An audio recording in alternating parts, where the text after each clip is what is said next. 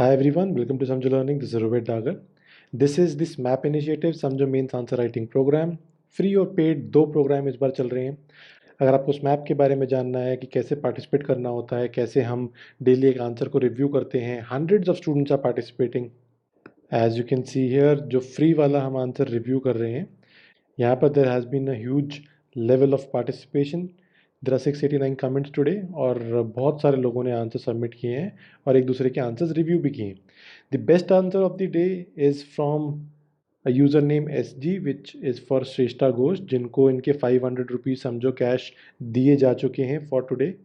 A big shout out to you Shreshtha. आपके answer को अभी रिव्यू करेंगे, बट उससे पहले एक बार देखते हैं कि इस क्वेश्चन की डिमांड क्या थी।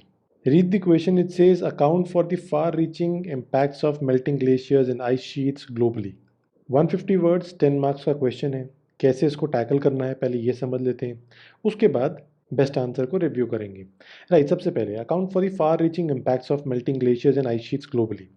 देखो 10 मार्क्स का क्वेश्चन है, 150 वर्ड्स में लिखना है, तो यहाँ पर जो टिपिकल हमारा इंट्रोडक्शन बॉडी कंक्लूजन वाला फॉर्मेट होता है वो जनरली फिट नहीं हो पाता छोटे आंसर्स में, क्योंकि इन्फॉर्मेशन लिखनी होती है, मार्क्स खींचने होते हैं। कंक्लूजन और इंट्रोडक्शन में बहुत ज़्यादा हमें टाइम वेस्ट नहीं करना होता है, बहुत ज़्यादा इन्फॉर्मेशन नहीं लिखनी होती है। छोटा इंट्रोडक्शन लिखो and immediately jump on to the points, अपना कॉन्टेक्स्ट बिल्ड कर लो फटाफट।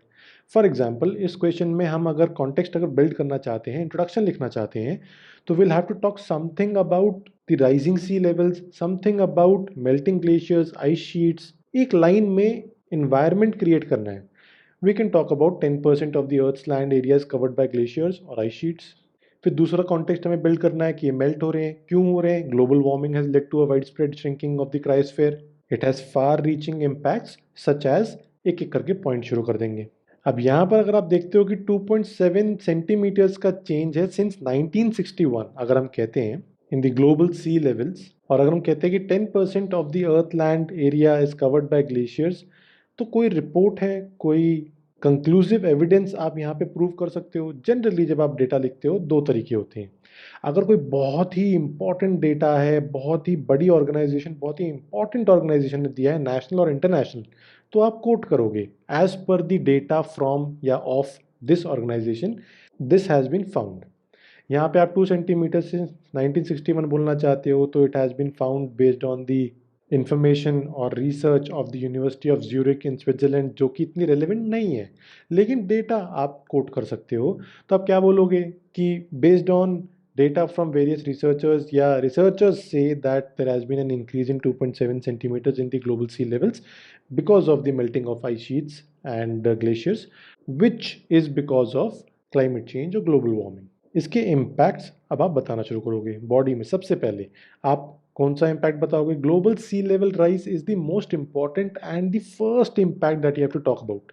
और इससे हो क्या रहा है? There has been an increase in sea levels, जिसकी वजह से there has been destructive erosion, wetland flooding, coastal areas में ज़्यादा इंपैक्ट होता है, aquifer, agricultural soil contamination with salt, sinking of small islands, loss of habitat for fish, birds and plants. फटाफट concise तरीके से लिखना है आपको, क्योंकि आपके पास वर्ड लिमिट छोटी है। यहाँ पर 10 मार्क्स का क्वेश्चन है, 150 वर्ड्स में स्क्वीज करनी है बहुत सारी इंफॉर्मेशन, मार्क्स लाने हैं। तो सेकेंड आप बोलोगे there has been a change in the climatic patterns. इसको कैसे एक्सप्लेन करोगे? कुछ स्टूडेंट्स क्या करते हैं कि simply global sea level rise ना लिख के they start writing contamination with salt of agricultural soil, sinking of small islands, या क्लाइमेट के इम्पैक्ट में they start talking about albedo और ओशियानिक करेंट्स और जेट स्ट्रीम्स।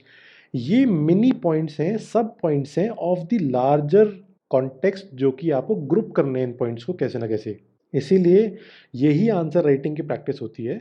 आपके दिमाग में 10-12 पॉइंट्स आए हैं, उनको क्लब करने की कोशिश करो कि 3-3 पॉइंट्स या 2-2 पॉइंट्स आप ब्रॉडर कॉन्टेक्स्ट में क्लब कर सकते हो, और आप 3-4 मेन पॉइंट्स के अंदर सब पॉइंट्स बता सकते हो। ऐसा होगा तो पढ़ने वाले को मज़ा आ जाएगा। तो instead of talking about the sub points, we are talking about the broader context, और उसके अंदर हम सब पॉइंट्स की बात करें। जैसे हमने ग्लोबल सी लेवल के अंदर तो 3-4 सब पॉइंट्स देख लिए हैं। अब क्लाइमेटिक पैटर्न्स में क्या चेंज आ रहा है? देखो, global thawing at the poles is slowing the oceanic currents, जिसकी वजह से हमें ग्लोबली एक्सट्रीम वेदर इवेंट्स देखने को मिल सकते हैं, और आने वाले टाइम में ये और एग्रेवेट होंगे, विच is a matter of concern. फिर उसके बाद आइस मेल्ट हो रही है, जिसकी वजह से जो ग्लेशियल शीट्स हैं इनकी एल्बिडो पावर कम हो जा रही है। एल्बिडो पावर ये बिल्कुल ब्राइट वाइट कलर की होती हैं, तो सनलाइट को रिफ्लेक्ट करती हैं, जिससे कि हमारा अर्थ का एक ऑप्टिमम टेम्परेचर मेंटेन रहता है। अब ये मेल्ट हो जाएंगी तो अर्थ ज़्यादा हीट अब्जॉर्ब करेगी, जिसकी वजह से temperatures would gradually start increasing, जिसके catastrophic effect in the longer run हमें देखने को मिलेंगे। This would cause more ice to melt. फिर एक विशियस साइकिल शुरू हो जाएगी, जिसको प्रिवेंट करना बहुत टफ हो जाएगा, रिवर्स करना ऑलमोस्ट इम्पॉसिबल हो जाएगा एट अ लेटर स्टेज। उसके बाद जो पोलर आइस कैप्स मेल्ट हो रही हैं, इसकी वजह से पोलर जेट स्ट्रीम्स है ये भी ऑल्टर हो रही हैं। आपको ये पता है कि नॉर्थ पोल पे अगर गर्मी होगी या साउथ पोल पे गर्मी होगी तो पोलर जेट स्ट्रीम्स का कॉन्टेक्स्ट यहाँ से बिल्ड करना है हमें। हमें पोलर वोर्टेक्स का कॉन्टेक्स्ट यहाँ से बिल्ड करना है। There would be a weakening of polar vortex, जिसकी वजह से it would cause severe winters in North America and Eurasia. हर साल हमें सुनने को आता है ये ऑलमोस्ट आजकल तो। तीसरा, you would talk about the disappearance of species. अब ग्लोबल वार्मिंग हो रही है, पानी बहुत ज़्यादा आ रहा है आपको नॉर्थ और साउथ पोल से, ग्लोबल आइस शीट्स जो मेल्ट हो रही हैं, ग्लेशियर्स ब्रेक हो रहे हैं। इस मेल्टिंग की वजह से बहुत सारी स्पीचीज़ के हैबिटेट, जो नेचुरल हैबिटेट्स हैं पोलर आर्कटिक रीजन में या एंटार्क्टिक रीजन में, इन सर्कल्स में जो हैबिटेट्स हैं वो ख़राब हो जाएंगे। For example, you can take the example of walrus, you can take the example of polar bears. इनके मैन एनिमल कॉन्फ्लिक्ट होने शुरू हो जाएंगे।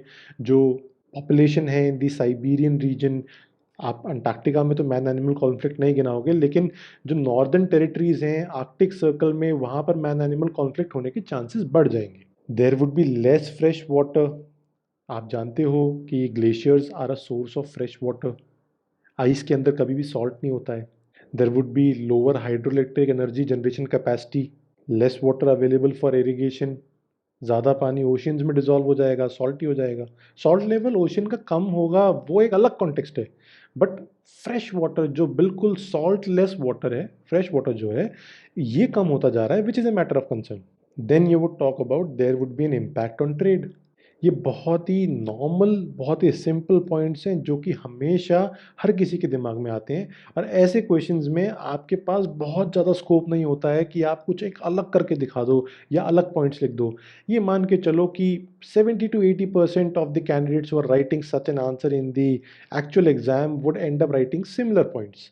आपके पास एज यहाँ पर सिर्फ एक ही चीज़ में है, जो मैंने आपको बताया कि ग्रुप करो पॉइंट्स को, अच्छे से आर्टिकुलेट करो, लिमिटेड वर्डिंग्स में लिखने की कोशिश करो, और इंश्योर करो कि आप एक बहुत ही कॉमन पॉइंट मिस ना कर दो। ट्रेड पे क्या इम्पैक्ट होगा? यू वुड से कि आर्कटिक आइस मेल्ट हो रही है, एंटार्क्टिक से हमें इस केस में मतलब नहीं है क्योंकि वहाँ पे इतना ट्रेड हो नहीं रहा है, उस रूट से तो कोई इतनी शिप्स आ नहीं रही हैं। बट हाँ, अगर आर्कटिक आइस मेल्ट होती है तो वहाँ से नेविगेबल जो रूट्स हैं वो निकल के आ जाएंगे। This could change international trade and shipping. हमारी जो डिपेंडेंस है on Gibraltar straight, on the Suez canal, on Malacca strait, ये सिग्निफिकेंटली कम हो सकती है, जिसकी वजह से आर्कटिक सर्कल में जियोपॉलिटिकल इंटरेस्ट और कॉम्पिटिशन बहुत ज़्यादा हो सकते हैं between countries of Scandinavia, Russia, USA, Canada. इनके आप एग्जाम्पल लिख सकते हो। फिर there would be permafrost thaw. North में जो बसावट है, जो लोग रह रहे हैं, उनके काफ़ी सारे villages towards the Arctic circle are built on permafrost. ये परमाफ्रॉस्ट है अभी फ्रोजन है, इट्स हार्डर देन कंक्रीट। लेकिन अगर ये मेल्टिंग शुरू हो जाएगी तो ये हाउसेस डिस्ट्रॉय होंगे, रोड्स, इंफ्रास्ट्रक्चर ये खराब होगा स्कैंडिनेवियन कंट्रीज में, साइबेरियन रीजन में। उसके बाद आप ये भी बात कर सकते हो कि परमाफ्रॉस्ट जब तक फ्रोजन है तब तक जो प्लांट मटेरियल है इन दी सॉइल, जिसको हम ऑर्गेनिक कार्बन बोलते हैं, it can't decompose, it can't rot away. तो इसलिए ये मेल्टिंग जब ऐसी शुरू होगी, परमाफ्रॉस्ट थॉइंग शुरू होगी, उस टाइम पे जो माइक्रोब्स हैं they begin decomposing this material, जिसकी वजह से it releases green house gases like carbon dioxide, methane. इसके बारे में बात करूँ, ये कॉन्टेक्स्ट इस क्वेश्चन में बिल्ड करना था। अब हम देखते हैं श्रेष्ठा घोष का आंसर कि इन्होंने क्या क्या पॉइंट्स यहाँ पे कवर किए हैं। Out of the ones that we have already discussed, कुछ नया है कि नहीं है। सबसे पहले ये इंट्रोडक्शन लिखती हैं, recently the national centre for polar and ocean research has recorded the largest decline in ice cover of Arctic in the last 41 years due to global warming 2019. All the data that you put is fine जब तक आप context build कर रहे हो। अगर आप यहाँ पर mention कर सकते हो कि डेटा आपने कहाँ देखा है तो ठीक है, अगर आप mention नहीं कर सकते हो simply write researchers से, या researchers have found out recently। फिर देखो immediately ये build करना शुरू कर दिया है कि हमें अब impact पे जाना है। एक लाइन में लिखो this has far reaching impacts which might be perhaps irreversible in the long run, और फटाफट अपने points पर आ जाओ। कि इम्पैक्ट क्या होगा। सबसे पहले she talks about the impact on climate, then she talks about the impact on biodiversity, उसके बाद इम्पैक्ट आ रहा है ऑन ह्यूमन लाइफ्स। ये इनके ब्रॉड कैटेगराइजेशन है। अब देखो, पॉइंट्स घूम फिर के वो ही हैं, 10-15 पॉइंट जो लिखने हैं। मैंने जो आपको कैटेगराइजेशन बताई है और यहाँ पर इस आंसर में जो आपको कैटेगराइजेशन दिख रही है वो अलग है, बट डिपेंड ये करता है कि सारे पॉइंट्स उसके अंदर आ पा रहे हैं क्या। For example, impact on climate जो आपको दिख रहा है ये कॉमन पॉइंट है। यहाँ पर आपको रीजनल क्लाइमेट के पॉइंट ऑफ व्यू से दिख रहा है कि there would be a change in evaporation rates, humidity, cloud cover, rainfall, heat waves in the Antarctic, oceanic circulation का इन्होंने मेंशन किया है। फिर इन्होंने एक रीजनल एग्जाम्पल अरेबिया सी का लेने की कोशिश की है इन कॉन्टेक्स्ट ऑफ इंडिया, आसपास के रीजन को मेंशन करो तो चलता है, अच्छी बात है। एक्सट्रीम वेदर कंडीशंस, एल्बीडो इफेक्ट यहाँ पर इन्होंने मेंशन किया है। इम्पैक्ट ऑफ बायोडाइवर्सिटी में इन्होंने यहाँ पर स्पीचीज़ के बारे में मेंशन किया है इन हाई लैटिट्यूड्स, जो हम बात कर रहे थे आर्कटिक अंटार्कटिक सर्कल में। Then loss of permafrost, coral reef degradation, ये मैं आपको बताना भूल गया था, ये भी एक अच्छा पॉइंट है जो कि ज़रूर लिखना चाहिए। कोरल रीफ हमेशा एक अलग से पॉइंट आप लिखो, बिकॉज इसके ऊपर काफ़ी ज़्यादा इम्पोर्टेंस रहती है, डिस्कशंस रहती हैं, सिलेबस में भी बहुत इंपॉर्टेंट है ये हमारे इन्वायरमेंट के पॉइंट ऑफ व्यू से, ज्योग्राफी में भी। फिर coastal fisheries, aquaculture, impact on human lifes में सेटलमेंट्स जो ख़राब हो रही हैं आप उनके बारे में बात करोगे। There is submergence and deurbanization, there are threats to critical infrastructure की ऑप्टिक फाइबर लाइंस, इनको। अब थोड़ा बहुत कॉन्टेक्स्ट ऐसा भी लग रहा है कि बहुत ज़्यादा डिटेल्स में भी हमें नहीं जाना चाहिए।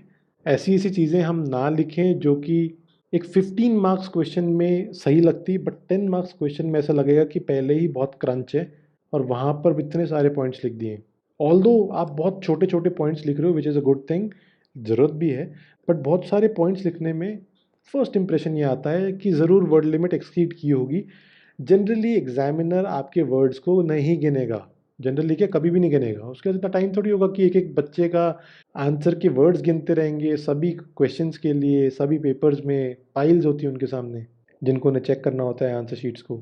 वो सिर्फ अपने एक ब्रॉड आउटलुक के हिसाब से चलेंगे, एक गट फीलिंग के हिसाब से चलेंगे। अगर देखने में लग रहा है कि आंसर को लिमिट के अंदर नहीं लिखा गया है, जितना जगह दी हुई है उसमें नहीं लिखा गया है, बहुत ही स्क्वीज करके लिखा हुआ लिमिट के अंदर, तो मतलब वर्ड लिमिट एक्सीड हो गई है। खुला खुला लिखा है लेकिन जितनी जगह है उसके अंदर आ गया है, तो इसका मतलब वर्ड लिमिट एक्सीड नहीं हुई है, गट फीलिंग पे चला जाता है। आपके वर्ड्स को कोई गिनने नहीं बैठेगा। और गट फीलिंग का मतलब वही होता है कि जो इंप्रेशन है आंसर का वही मान लिया जाता है, फर्स्ट इंप्रेशन ही आपका लास्ट इंप्रेशन बन जाएगा फॉर दैट आंसर। इसीलिए कोशिश ये करो कि अननेसेसरली बहुत सारे पॉइंट्स ना लिख दो। फिर एग्रीकल्चर के बारे में, ग्राउंड वाटर की क्वालिटी डिटेरिएट होना, ये बहुत ही दूर का कॉन्टेक्स्ट हो जाएगा। इसको इमीडिएटली बिल्डअप करना बहुत टफ होगा कि ग्लेशियल आइस शीट्स मेल्ट हुई हैं, ओशन का सी लेवल राइज हुआ है और फिर आप ग्राउंड वाटर तक भी डीप इनसाइड द लैंड पहुंच जा रहे हो। बिल्ड कर सकते हो कॉन्टेक्स्ट, इसको आप बहुत घुमा फिरा के, लेकिन डायरेक्टली एक छोटे आंसर में इस कॉन्टेक्स्ट को बिल्ड करने के लिए मैं रेकमेंड नहीं करूँगा। हाँ, ये अच्छा पॉइंट है कि मैरीटाइम डिस्प्यूट्स इंक्रीज हो सकते हैं क्योंकि जो कोस्टल लैंड्स हैं पहले ही वो छोटे हैं, उसमें थोड़े बहुत पैटर्न में चेंजेस आएंगे, लेकिन ये भी बहुत नज़दीक का कॉन्टेक्स्ट नहीं है टू बी ऑनेस्ट। दो लैंड हैं, उनके अपने अपने अनक्लोज के EEZ हैं। आप कह रहे हो कि थोड़ा थोड़ा सबमर्ज हो जाएंगे, तो ये फिर भी रिट्रीट ही करेंगे अनक्लोज, अगर आप उस हिसाब से भी देखोगे। कॉन्फ्लिक्ट्स बहुत ज़्यादा नहीं होंगे, अगर पहले से कॉन्फ्लिक्ट हो रहा है तो वो अभी भी कंटिन्यू करेगा, but exclusive economic zones recede करने में कॉन्फ्लिक्ट बहुत ही क्लियरली एग्जामिनर को नहीं समझ में आएगा कि कहना क्या चाह रहे हैं, कौन सी कॉम्बिनेशन है जो कि हम समझ नहीं पा रहे हैं। एग्जाम्पल अगर किसी को दो तो फिर उस तरफ ध्यान जाएगा, बट ऐसे क्लियरली नहीं समझ में आएगा। फिर उसके बाद एक छोटा सा एक लाइन का कंक्लूजन लिखो which should never be more than 10-15 words, एक लाइन में लिख के ख़त्म करो। इस आंसर को I would give about 7.5 out of 10 क्योंकि कुछ पॉइंट्स बहुत अच्छे हैं, लेकिन ये एक 8-8.5 इसलिए नहीं हो पा रहा है बिकॉज कुछ पॉइंट्स ऐसे हैं जिनको अवॉइड किया जा सकता था और एक साफ सुथरा थोड़ा नीट सा आंसर ये बन के आता और ज़्यादा लेवल में। अभी भी काफ़ी अच्छा है, नो डाउट, बट इसको और भी इम्प्रूव किया जा सकता था by trimming the answer, not by adding extra information.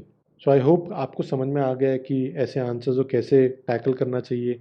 छोटा आंसर है, क्लब करो पॉइंट्स को और बड़ी आराम से आर्टिकुलेट कर दो, थोड़ा-थोड़ा सब चीज़ों के बारे में लिखो और बहुत ही कॉमन टॉपिक है, बहुत ही इम्पोर्टेंट टॉपिक है।